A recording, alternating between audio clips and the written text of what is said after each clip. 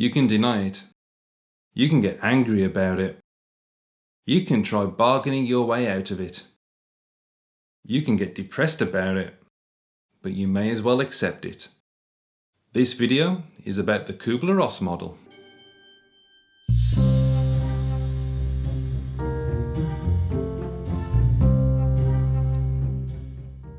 Hi team, and welcome to the latest In Theory video from Influential PMO. I'm Stuart Taylor, and I'm here to support my colleagues in the project community.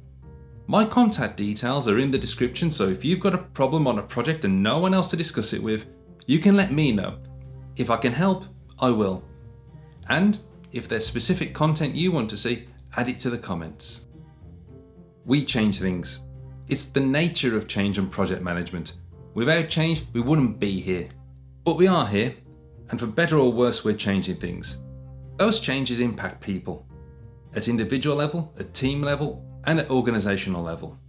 Those people are our stakeholders, and it may be news to some of you, but we have to communicate and engage with them. So wouldn't it be great if there was some reasonably predictable model of behaviour we could observe to understand the psychological state of our stakeholders throughout the change process?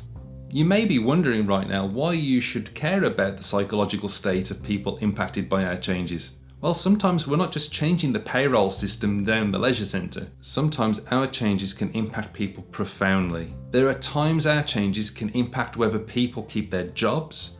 Sometimes it's thousands of people's jobs. And as anyone in social care or health related sectors know, sometimes our changes can affect the very lifespans of the people we impact. If you're still not sure why you should care, consider how it looks for your prospects. How do you think your lack of care will be interpreted by your organisation's senior leaders? I can assure you that despite the caricatures you may see in the media, nobody at the top levels revels in causing job losses or reducing care for the sick. From what I've seen, they care deeply about their employees and their service users and their patients. And whilst they may respect you for having some emotional detachment from the changes you're implementing, if they get even a hint that you're being cavalier about the impacts you're having on these people's lives, you won't be trusted, and you may not be recommended by them for future work. Your changes may impact lives, sometimes in good ways, sometimes not.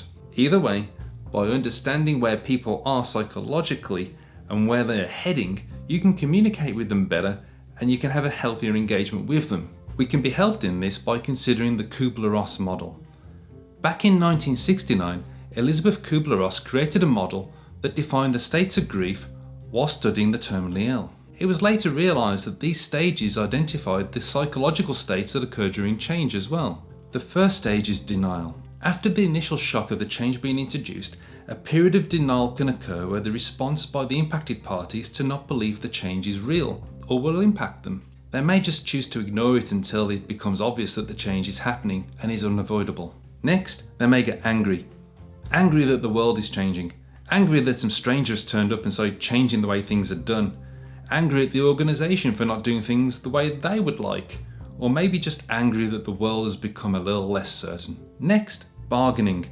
This may be the first attempt to alter the change itself or to be exempted. The bargaining may be with senior leaders to alter the project, or it may be with the project manager to amend the change, or it may just be that they'll pray to whatever God they believe in that the change will just go away. Next, a period of depression. Not to be confused with the illness, this period is defined by low performance, low morale, and low energy. The change is real, the world has somehow changed, and the impacted party is struggling to adapt. Interestingly, at organisational level, you may see a reduction in performance following the introduction of new ways of working, as everything slows down. People slow down as they work to become competent in the new approach. Finally, acceptance.